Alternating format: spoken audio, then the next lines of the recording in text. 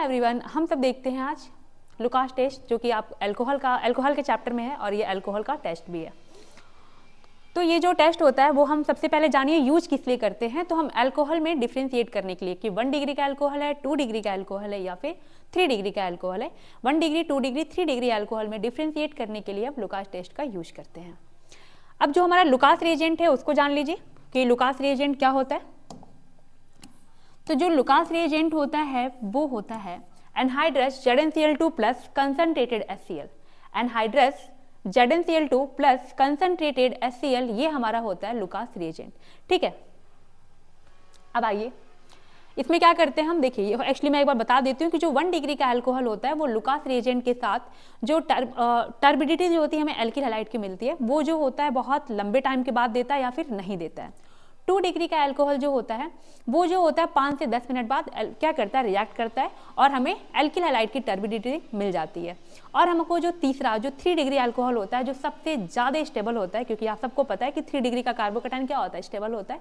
तो वो जो होता है हमें टर्बिडिटी, एल्किल हैलाइड की टर्बिडिटी मतलब बिल्कुल मतलब बहुत ही कम टाइम में दे देता है, सेकेंड्स में दे देता है।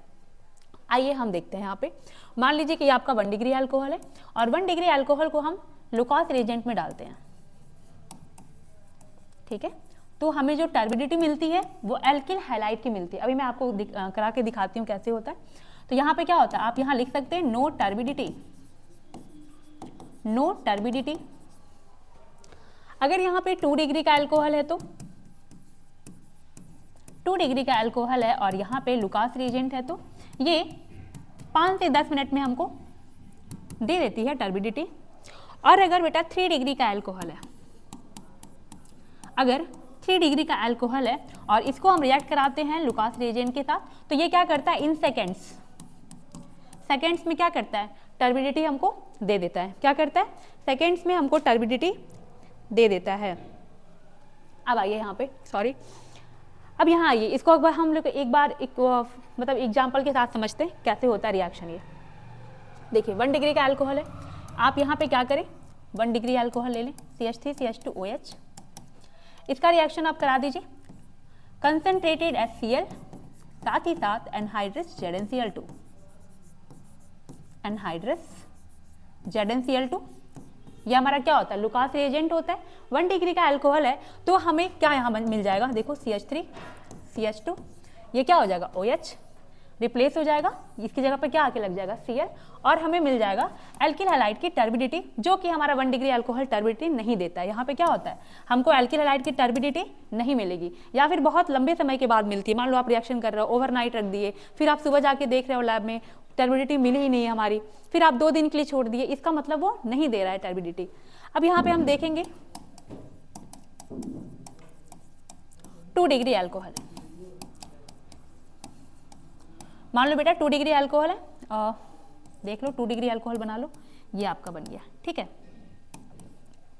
2 डिग्री अल्कोहल है ना, ये कार्बन, जिस कार्बन से OH जुड़ा हुआ है वो कार्बन सिर्फ 2 कार्बन से जुड़ा है, तो ये क्या है, 2 डिग्री अल्कोहल है।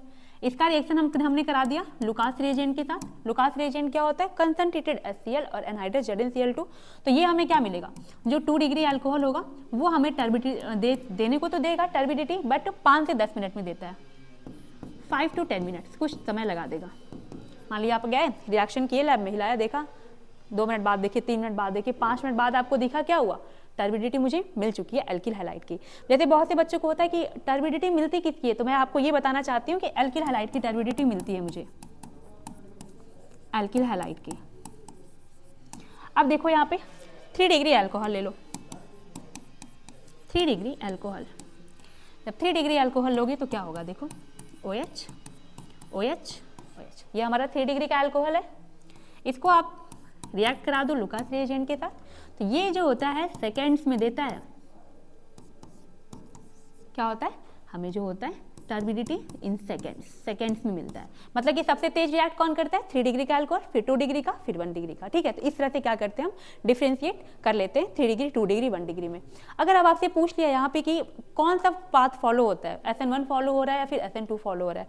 देखो जब हमारा अल्कोहल होता है, जैसे कि जब 3 डिग्री अल्कोहल होता है, तो 3 डिग्री अल्कोहल में मैंने आपको बताया है कि वहाँ पे क्या होता है कि कि जो SN1 में जो SN1 होता है, जैसे 3 डिग्री अल्कोहल है, तो मैंने आपको 2-3 चीज़ें बताई हैं।